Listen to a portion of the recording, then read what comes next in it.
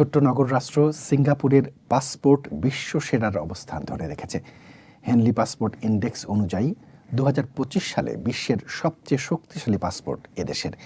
সিঙ্গাপুরের নাগরিকেরা চলতি বছর বিশ্বের 227টি দেশের মধ্যে 195টি দেশ ভ্রমণে ভিসা মুক্ত সুবিধা পাবেন।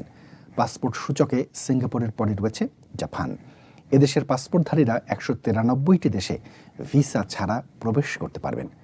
তালিকায় তৃতীয় স্থানে যৌথভাবে রয়েছে France, Germany, Italy, Spain, Finland ও দক্ষিণ কোরিয়া।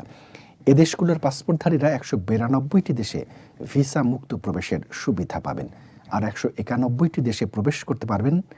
এবং সে তালিকায় রয়েছেন চতুর্থ অবস্থানে থাকা Austria, Denmark, Ireland, Luxembourg, Netherlands, Sweden ও নরওয়ের পাসপোর্টধারীরা।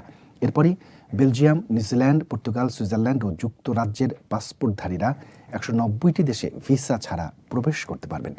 এভাবে ষষ্ঠ অবস্থানে থাকা গ্রিস ও অস্ট্রেলিয়া 189টি দেশে, সপ্তম অবস্থানে থাকা কানাডা, পোল্যান্ড ও মাল্টা 188টি দেশে, অষ্টম অবস্থানে থাকা হাঙ্গেরি ও চেক প্রজাতন্ত্র 187টি দেশে, নবম অবস্থানে থাকা এস্তোনিয়া ও যুক্তরাষ্ট্র 186টি দেশে এবং দশম অবস্থানে থাকা লিথুয়ানিয়া, লাটভিয়া, স্লোভেনিয়া ও সংযুক্ত আরব আমিরাতের পাসপোর্ট নিয়ে 185টি দেশে ভিসা ছাড়া প্রবেশের সুবিধা পাওয়া যাবে। তালিকাটিতে বাংলাদেশের পাসপোর্ট প্রায় তলানির দিকে রয়েছে।